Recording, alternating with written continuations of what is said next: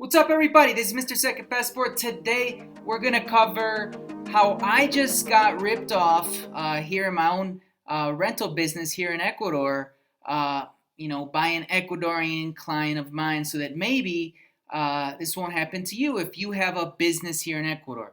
Like I always try to share on this channel, it's more right than just property, but also entrepreneurship uh, abroad. Right now, I'm talking about having a business here in Ecuador and being able to charge your clients without getting ripped off, like what just happened to me this week, which I'll explain now. What just happened? So, anyway, what happened was I basically have I have apartments that I rent by the night, week, month, short-term stays in both Quito and Guayaquil. Right, that's kind of my main business right now here in Ecuador. And for one of my apartments in Quito, I had a small group of younger Ecuadorians stay there just for the night recently. And here's the problem that you might encounter if you have a business in Ecuador or you sell to an Ecuadorian, pretty much anything, is they'll show up and you might have a payment system to take credit cards that accepts most foreign cards like PayPal or Square or one of those, like I do. But a lot of times Ecuadorian credit and especially Ecuadorian debit cards don't work, and or maybe they don't have any credit cards, which is pretty common in Ecuador. And the way they want to pay is with cash or with a bank transfer. So long story short, I know whenever someone says that, it's a long story, but basically, what happened? I agreed to accept a bank transfer from them because they didn't have the cash to pay the room bill for that day. Go figure. And they didn't have credit cards either, I guess.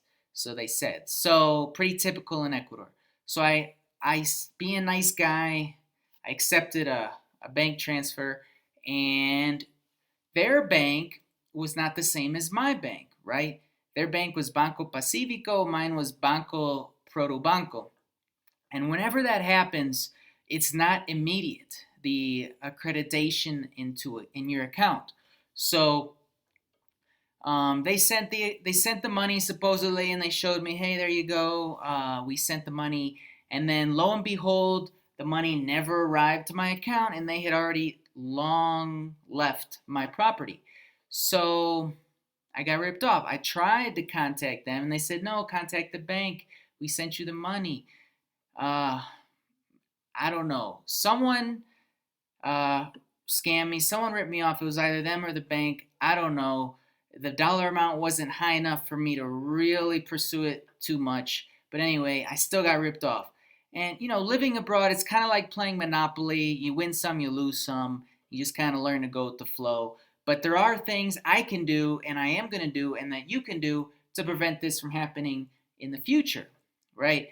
First of all, don't accept bank transfers. I would agree with that. But a lot of Ecuadorians prefer to pay with bank transfer. They don't have PayPal. A lot of times you'll try to put their Ecuadorian credit card in a PayPal or Square system and it won't work. It'll be declined. Those international systems often don't like credit cards from terrorist countries like Ecuador. Wait, no, I don't know. I don't know exactly why they don't accept, they often decline Ecuadorian cards, but they do. And it's just something to think about. But there is one way that I, as well as you, we can accept bank transfers and Ecuadorian credit cards and debit cards really quickly and easily here in Ecuador for pretty much anything you're selling. Even if it's to leave Ecuador and you're doing a fire sale of all your crap, you could still use what I'm about to show you today to not get ripped off by people who want to pay you with a bank transfer in Ecuador. And that way is this new age app I found, 100% Ecuadorian, I think. It sure, at least it seems like it.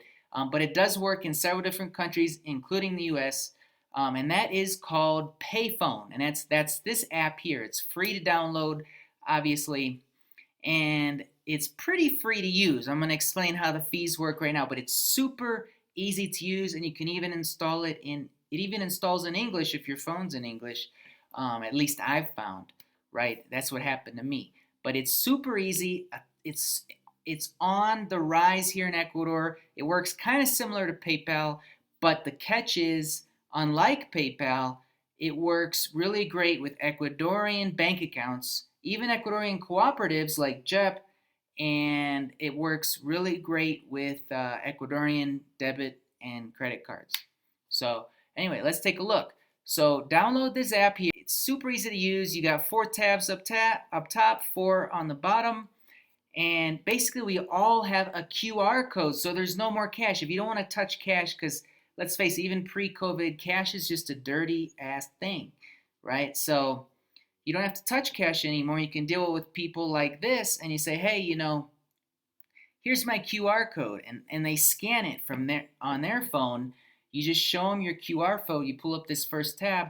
That's my personal QR code, so you can practice if you want and scan it and send me money if you want to test it out. I'll take it. Thank you. And that's how it works. You just scan the code in like a split second. Your info pops on their cell phone, because I've already sold this way several times, and they just input the amount and click send, and they send you the money.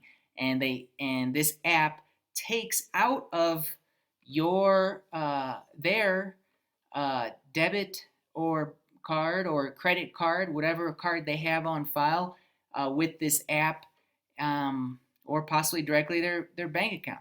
So the next tab shows you your current balance. I just did a withdrawal, so I'm at 0.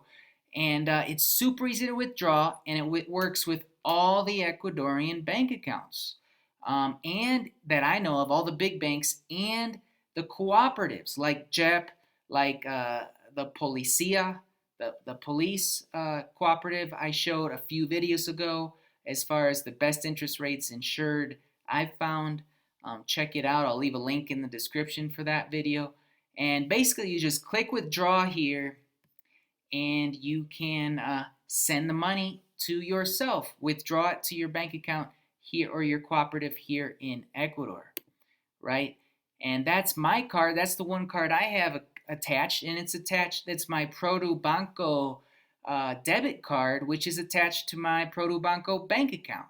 So through my debit card, I've attached this thing to my bank account, and it withdraws from my bank account anytime I make a payment to someone else. And that way I don't have to give my bank information to anyone else. They don't have to give it to me. And in my case where I just got ripped off, that won't happen again, because I'll tell them, hey, pay me with payphone, and that way I can ensure instantly that the money is in my payphone instantly, right? You'll get an email saying the money's accredited, and you'll check again, and the money will be instantly right there in your payphone, and then you can withdraw it to your account at your leisure. So there's no more of that lead time, that drag time, whatever you want to call it, in between when you accept a bank transfer from someone, which is super, in my opinion, risky, right? So attach the Ecuadorian debit card here. It works with Banco Pichincha, with all those big guys, and even a bunch of the cooperatives too. And here, these tabs on the bottom here, it's just like the settings and stuff, and you can do the fingerprint only login if you want, to kind of keep it extra safe and stuff like that. And then just kind of mess around with it. And there's a send charge link right here that I'd like to explain, and that's this. It's super easy. So if you are trying to charge someone now in Ecuador that you're selling to, but you're not physically in their presence, right?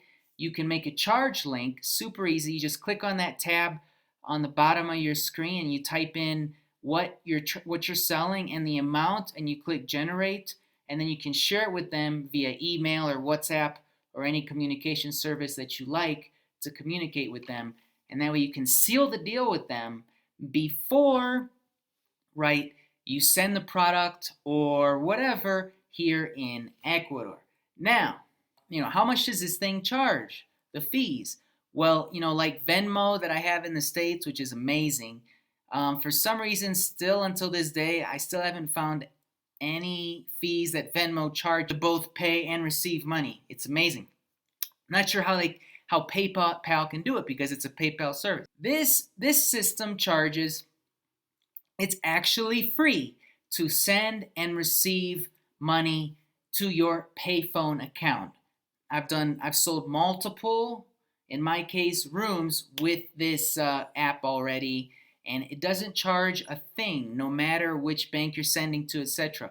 So, like, if someone just paid me today $40, bam, and they paid 40, it didn't charge them anything, and I got 40 as well to my payphone.